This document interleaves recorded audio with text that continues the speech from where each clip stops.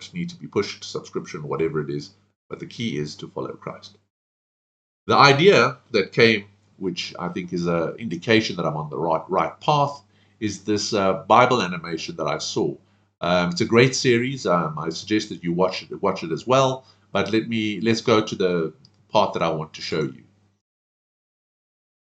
Today we've got 5 deeper meanings in Bible stories that are actually a bit strange. Starting with one of nature's most beautiful signs, the rainbow.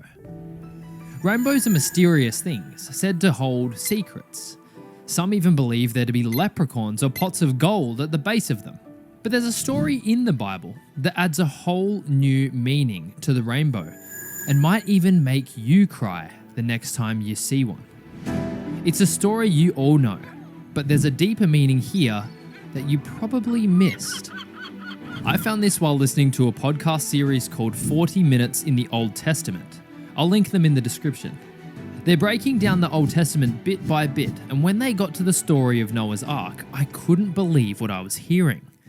After the floodwaters recede and the ark lands, Noah takes some clean animals and sacrifices them to God. In turn, God makes a covenant with Noah and all the creatures of the earth. I will establish my covenant with you. Never again will all life be destroyed by the waters of a flood. But God doesn't stop there. He wants to give Noah and all creation something to remember this promise by. A sign for all people. I have set my rainbow in the clouds, and it will be the sign of the covenant between me and the earth.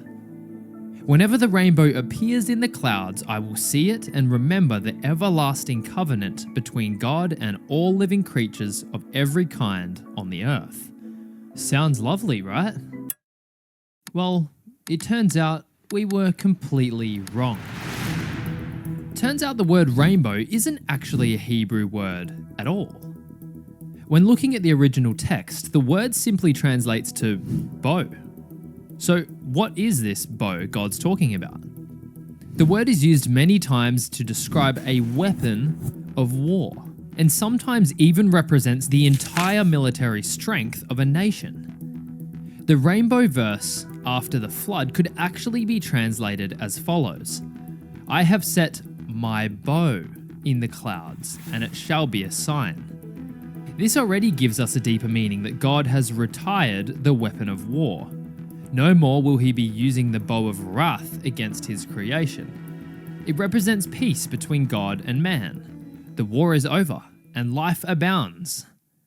But wait, because this is where things get incredible.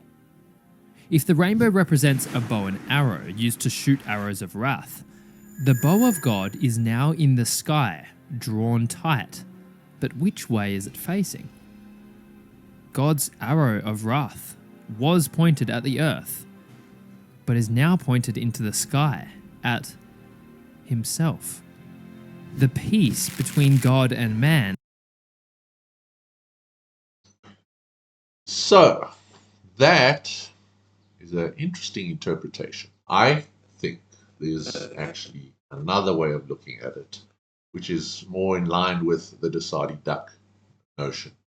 That the arrow, the bow, that is facing the sky isn't facing God.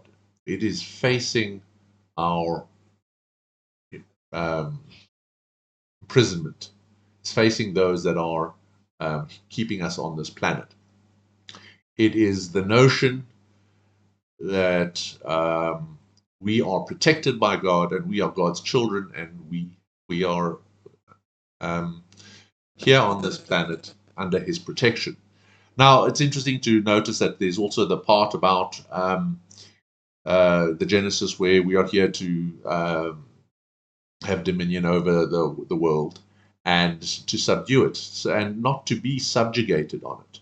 So it's fascinating to see how this ties into it. It was exciting to have this suddenly pop up on my feed.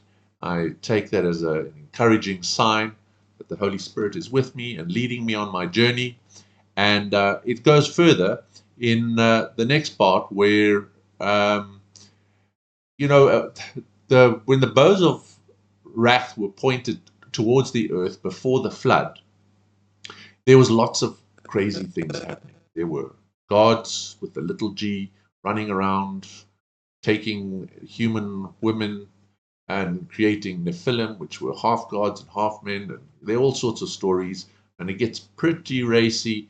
And who's to say what's real and what's not? I think there's a metaphoric quality to the Bible for specific reasons, in order to have it translatable over time, and for it to be instructional. And I think it's fascinating that we now have God's bow pointing upwards, protecting us, and that's just another indication that we're all Dosadi ducks.